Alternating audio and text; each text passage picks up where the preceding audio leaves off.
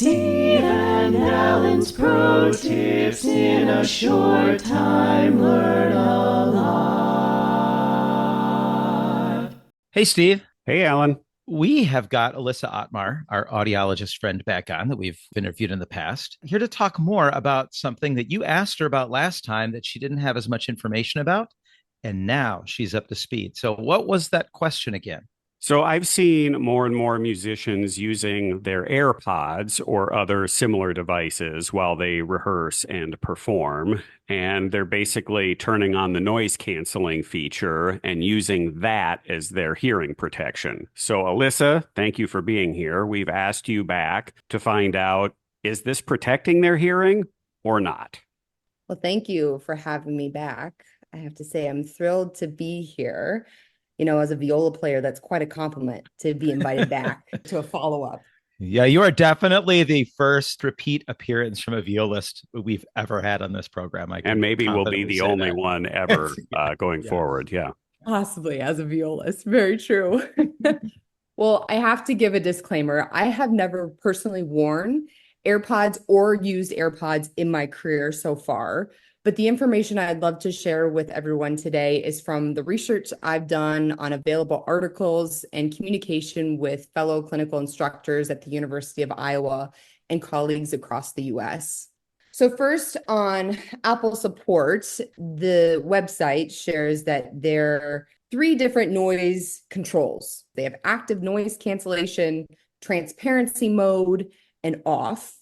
So for those who aren't familiar with Apple AirPods or any of their features, just as a refresher, the active noise cancellation is an outward-facing microphone or a microphone that's detecting external sounds in your environment. And the AirPod Pros or the Max also have technology to counter that noise. They call it anti-noise. So it's canceling the external sounds before you hear them. The transparency mode lets outside sounds, so environmental sounds, in so you can hear what's going on around the noise. There's also an adaptive audio, which adjusts the noise control settings based on your surroundings. Now, Apple claims when you turn on your earbuds and you turn on this transparency, it allows sounds from the world, but minimizes the intensity of the loud noises like sirens or a power tool. Apple also claims or indicates that these features work best when your AirPods fit appropriately. And I'm not sure how much they have to ensure you have an ideal fit.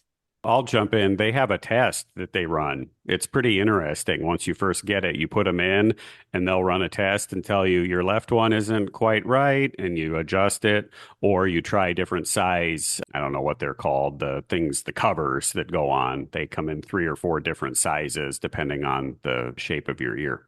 So the New York Times actually published an article on March 3rd of 2023. And this article talks a little bit about an opinion journalist who went to a concert and claimed that the adaptive transparency mode was developed for concerts and performances and to help protect attendees from the sounds. And this opinion journalist attended the concert and got to measure sound levels at about 114 decibels. So for our listeners that joined us for the other podcast, we know that that can cause hearing loss within minutes. Now, this opinion journalist also claimed that when anything was presented to him at this concert above 85 decibels, everything he needed was fully attenuated. Although he noticed kind of the volume pumping back and forth, which may have been the technology trying to be in full effect. But there was no confirmation on how much sound was getting to his eardrum to verify that it was being presented at a softer level to his ears. So this New York Times article decided to do some simulation and real world testing with not only AirPod Pros, but also Bose Quiet Comfort earbuds, and then also SoundScore Space A40. So 3 different types of hearing options. So they used the ear simulator and presented sound to these 3 different devices at 105 decibels. The AirPod Pros did not bring the attenuation down to 85 when it was presented the 105 sound, but it only brought it down to 95. But it did bring it down. It did bring it down, correct. And can you refresh our memory on the definition of attenuation, please? So that is bringing sounds to a softer level. So like if you buy a musician earplugs, they'll say that they have X amount of attenuation. So that's just bringing the environmental sound down at that level. And about 95 decibels, you can maybe listen to that for about an hour with the understanding that you would have no other loud sound exposure for the rest of the day to prevent hearing loss. So the AirPod Pros brought it down to about 95 decibels. The Bose Quiet Comfort earbuds brought it down to 91. And then the Sound Score earbuds only brought the sound levels down by 3 decibels. And this is all with their noise cancellation modes turned on. Then they went to the real world.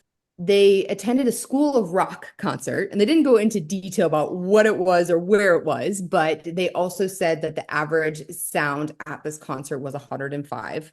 For the AirPod Pros, the report said that the concert was enjoyable with the attenuation, but they mentioned after a couple minutes, like about 10 minutes, their ears grew fatigued.